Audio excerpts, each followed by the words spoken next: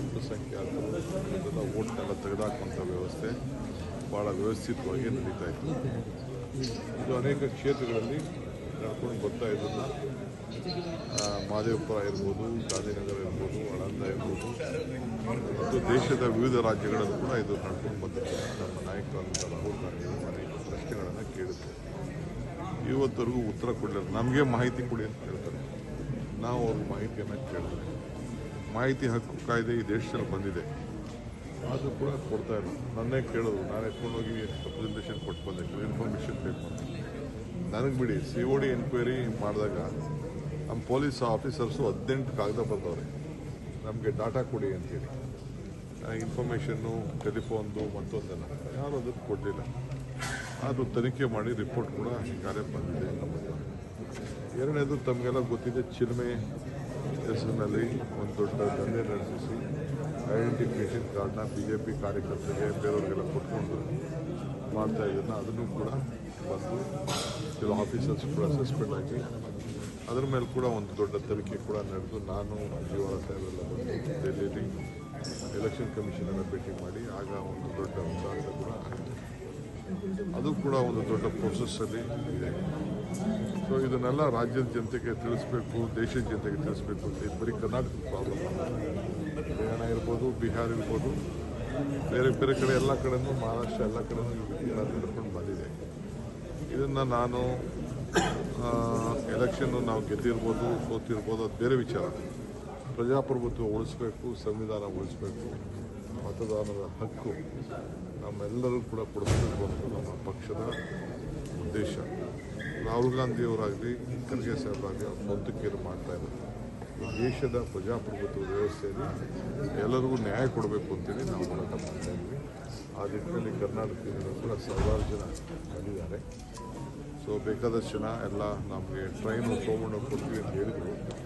ಆಮೇಲೆ ಲಾಸ್ಟ್ ಮೂಮೆಂಟಲ್ಲಿ train, special train cancel ಆಯಿತು. ರೀಸನ್ ಸರ್, ಅವ್ರಿಗೇನೋ ಪ್ರಾಬ್ಲಮ್ ಇರಬೇಕು ಅಂತ ಕಾಣ್ತಿದೆ. ಫಸ್ಟ್ ಕೊಡ್ತೀವಿ ಅಂತ ಹೇಳಿದ್ರು, ನಾವು ಲೆಟ್ರ್ ಬರೆದಿದ್ದು ದುಡ್ಡು ಕಟ್ಟಕ್ಕೆಲ್ಲ 1 ಕೋಟಿ ಚಿಲ್ಲರೆ ಕಟ್ಟಬೇಕು ಅಂತ ಹೇಳಿದ್ರು. ಅದನ್ನು ಕೂಡ ನಾವು KPCCಯಿಂದೆಲ್ಲ ರಿಲೀಸ್ ಮಾಡ್ತಾ ಇದೆ.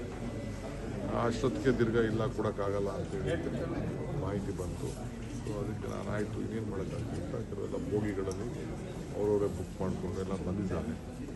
ಫ್ಲೈಟ್ಸಲ್ಲೂ ಕೂಡ ಬಂದಿದ್ದಾರೆ. 1000ಕ್ಕೂ ಹೆಚ್ಚು ಜನಕ್ಕೆ ಈಗಾಗಲೇ ನಾವು ರೂಮ್ಗಳು ಕೂಡ ಕೊಟ್ಟಿದ್ದೇವೆ. ಫಸ್ಟ್ ಯಾರು ರಿಜಿಸ್ಟರ್ ಮಾಡ್ಕೊಂಡಿದ್ದೀವಿ ಅವ್ರು ಮಾತ್ರ ಮಾಡ್ಕೊಂಡಿದ್ದೀವಿ. ಲಾಸ್ಟಲ್ಲಿ ನಮ್ಮ ಕೈಲಿ ಮಾಡಬೇಕಾಗಿಲ್ಲ. ಈಗ 3-4 ಜಾಗದಲ್ಲಿ ಆಗಿದೆ. ಸೊ ವ್ಯವಸ್ಥಿತವಾಗಿ ನಡ್ಕೊಂಡು ಬಂದಿದೆ. ಸೊ ನಮ್ಮ ಅನೇಕ 100ಕ್ಕೂ ಹೆಚ್ಚು ಜನ ಶಾಸಕರು, ವಿಧಾನ ಪರಿಷತ್ ಸದಸ್ಯರು ಅವರು ಕೂಡ ಎಲ್ಲ ಬರ್ತಾ ಇದ್ದಾರೆ. ಅಸೆಂಬ್ಲಿ ನಡೀತಾ ಇದೆ, ಅದು ಕೆಲವೆಲ್ಲ ವಾಪಸ್ ಹೋಗಬೇಕಾಗಿದೆ. ಆ ದೃಷ್ಟಿಯಿಂದ ಇವತ್ತು ನಾನು ಮುಂಚಿತವಾಗಿ ಸ್ವಲ್ಪ ನೋಡೋಣ ಅಂತ. ಸರ್, ಈಗ 2 ಬಾರಿ ಪ್ರೆಸ್ ಮೀಟ್ ಮಾಡಿದಾಗಲೂ ಕೂಡ ರಾಹುಲ್ ಗಾಂಧಿ ಅವರು ಎಲ್ಲೆಲ್ಲಿ ಸಮಸ್ಯೆಗಳಾಗಿತ್ತು ಆ ಪ್ರತ್ಯಕ್ಷ ಬೆಳಗ್ಗೆ ನಾನು ಮಧ್ಯಾಹ್ನ ಊಟಕ್ಕೆ ಹೋಗ್ತಾ ಇದ್ದೀನಿ. ನನ್ನ ಊಟಕ್ಕೂ ಕರೆದಿದ್ದಾರೆ. ಎಲ್ಲಿ? ಇಂದಿರಾ ಭವನಲ್ಲಿ ಊಟಕ್ಕೆ ಹೋಗ್ತೀನಿ. ಊಟಕ್ಕೆ ಹೋದಾಗ ಎಲ್ಲರೂ ನಮ್ಮ ಸಿಗ್ತಾರೆ. ಎಲ್ಲ ಇಲ್ಲಿಗೆ ಬಂದು ದೇವಸ್ಥಾನಕ್ಕೆ ಬಂದಾಗ ಎಲ್ಲರೂ ಕೈ ಮುಕ್ಕೊಂಡು ಹೋಗ್ತಾ ಇರ್ತೀವಿ. ಈಗ ನೋಡಿ, ನಾನು ಇಲ್ಲಿ ಬಂದಿದ್ದೀನಿ ಅಲ್ಲ, ಇಲ್ಲಿಗೆ ಬಂದಿದ್ದೀನಿ ಅಂದ ತಕ್ಷಣ ನೋಡಿ ನಮ್ಮಲ್ಲಿ ಲೀಡರ್ಗಳೆಲ್ಲ ಉಳ್ಕೊಂಡು ಬಂದವ್ರು ನಾನು ಭೇಟಿ ಮಾಡಕ್ಕೆ.